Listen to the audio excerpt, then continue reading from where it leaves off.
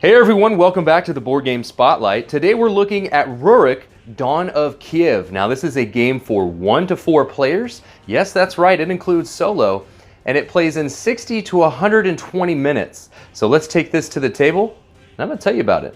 Rurik, Dawn of Kiev is an area control, resource management, auction programming game. Now, auction programming is an interesting idea, and it's very unique because this strategy board is going to determine the actions that players will take during the round. It centers around players having workers with numerical values. The numerical values are going to resolve from lowest to highest on the action board, with the highest number going later in the round but giving you a greater action, and the lower going earlier in the round but giving you a less valuable action but having the opportunity of going first. So we have set up today a 2-player game of Rurik, and we are going to play in all of the green areas. Depending on the player count, you would then go to the yellow and the red areas, and then we have 2 additional workers that we will unlock in the 3rd and in the 4th round. Now the game is structured where we're going to do our strategy phase, then we're going to resolve all of the actions, and then finally you'll go to the Claim the Throne board, which is going to progress your strategies, and these points are going to be tallied at the end of the game. So the way that works is the player with the bear, that's right, the bear is the first player token, you're going to take turns placing one of your workers. So let's go ahead and take a look at the 6 actions that you can choose from. When you muster 1 figure per helmet. When you move 1 troop per boot, and you get to move into adjacent regions. When you attack, you get to remove 1 enemy figure, whether rebel or from your opponents, for each sword icon. When you build, you can build into a land in which you have presence. When you tax, you can tax and receive resources from a land in which you have presence. And when you scheme, you look at the top cards of one of these 2 decks, and you get to keep one and put the others back. And again, this is based on the higher the number, so the top spot gets to take the first player token. Now let's talk about ruling lands, because in Rurik, ruling is really the most essential rule that you need to understand. So when you rule a land, that is, you outnumber your opponent in figures. So right now, Agatha and the blue player outnumbers rebels 2 to 1, so they would rule Pereslavel. Here in Polotsk, the yellow player and Maria would rule because it's 2 to 1.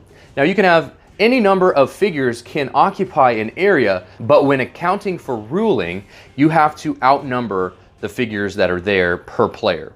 And so ties mean that no one rules a land. Now this is important because when you rule a land, for each icon when you build or tax, it's going to cost you just 1 to build or tax in a region that you rule.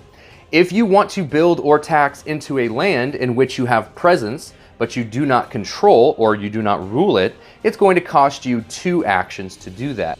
There are 3 different buildings you can build. You can build a stronghold, and when you have a stronghold in the land, it's going to count as a 1 troop bonus. It's also going to make it harder for your opponents to take over that land. You could build a market, and if you have a market in a land, you're going to gain 1 additional resource when you tax from that area. And you can build a cathedral. The cathedral is going to allow you to convert 1 enemy troop of your choice in that land. So we could remove this rebel and place 1 of our figures in that land. Let's talk about attacking, because you can attack your opponents, but there's a little bit of a pressure luck aspect there, and you can attack the rebels. You'll notice at the bottom of the rebels, there is a bonus in which you will gain when you attack rebels. So if you defeat a rebel, you'll gain the listed bonus at the bottom.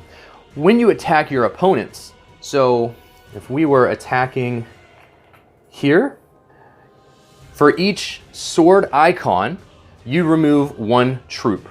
So if we had the top block and we wanted to resolve the 2 attack, we would, for each sword, we could remove 1 enemy troop of your choice. Now if you remove an opponent's troop, if you attack your opponent, you have to draw from the top of one of these scheme decks.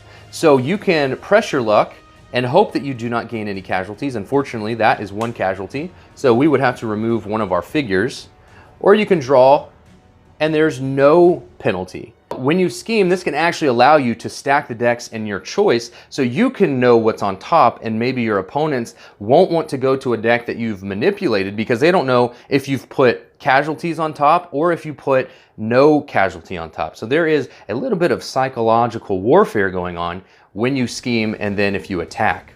It's important to note that when you place your workers on a spot, you can choose to place money or coins on top of a worker to give them power.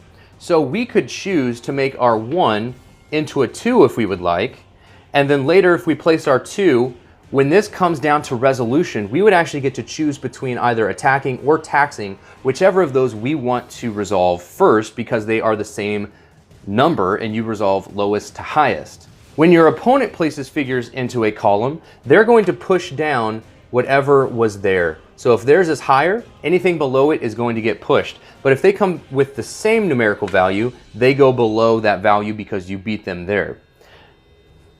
When a column is filled, no one can take that action any longer. And you must place in 3 different columns before you can place in another column.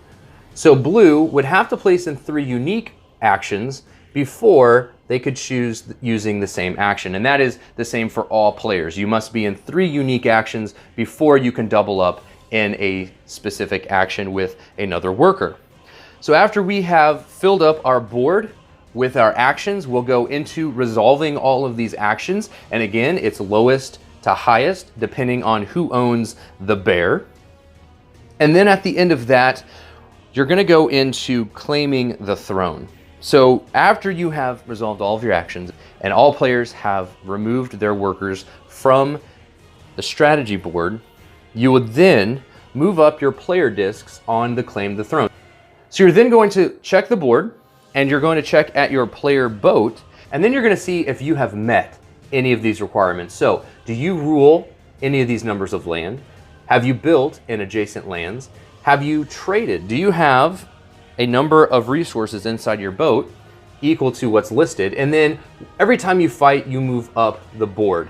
So when moving in a column, you go to the exact spot in which you've triggered. So if you own 4 lands, you move straight up to 4 lands. You can also never go below where you have previously achieved. If you lose lands, you will not be removed. In fact, you'll just stay there. It's going to be harder for you, though, to gain the top rewards. And that's the same for all of these. So players will end up moving up on all of these levels, depending on what they are able to accomplish throughout the 4 rounds. So after finishing the claim the throne board, we'll then move into gaining coins for resources inside of our player boat. When we have this filled in, you'll gain that coin. Players will then go into choosing a deed card. Now the deed cards are additional objectives that you can complete or actions you can complete on your turn. So if you wanted to be a generous prince, you could discard 4 coins and gain a muster twice action. You're then going to replace these 3 deed cards for the next round. You'll reseed the board if players have taxed and have collected any of the resources among the lands. Then you're going to advance the round marker and you're going to continue the next round. Now this is going to play out over 4 rounds. You're going to take those same actions. Players will gain more workers in the 3rd and 4th rounds. And so you're going to continue to progress along the claim the throne board. You're also going to try to progress along your resource management, and each player has an end game objective. So I am courageous. I want to defeat the most rebels. And when you defeat a rebel, anytime you would defeat one, you keep the rebel figure to remind yourself of how many of those you have defeated. After the 4th round, players are then going to tally up the points they have accumulated on the claim the throne board, any victory points they have completed on deed cards, and then the victory points they have from their end game objective. The player with the most victory points is declared the winner. Rurik is streamlined, it's fast-paced, it's a very quick area control and resource management game. And the auction programming, again, is very, very unique with how you can bump your workers down by placing the numerical values being highest, but then having to work backwards. You have to plan your turn backwards because your lower numbers are going to resolve first and your higher are going to resolve later. And so you need to make sure that the actions you're placing, you'll be able to actually resolve them when the time comes. Additionally, each player is going to have an asymmetric leader. Now these leaders are chosen at the beginning of the game, and there are 6 different leaders. And each of these leaders is going to have some sort of ability that you can trigger and you can activate, and it's going to allow you to break the rules a little bit. So Maria is going to let us muster troops in adjacent lands. We have Agatha, who when she moves, takes troops with her. There are also a number of other characters that players can control, and they each have asymmetric abilities that are going to give them different ways and strategies to play the game. If Rurik sounds like a game that is interesting to you, if you want to know more about Rurik, take a look at the description below for a link to the Kickstarter campaign. This has been Derek with the Board Game Spotlight, and this has been your preview of Rurik, Dawn of Kiev.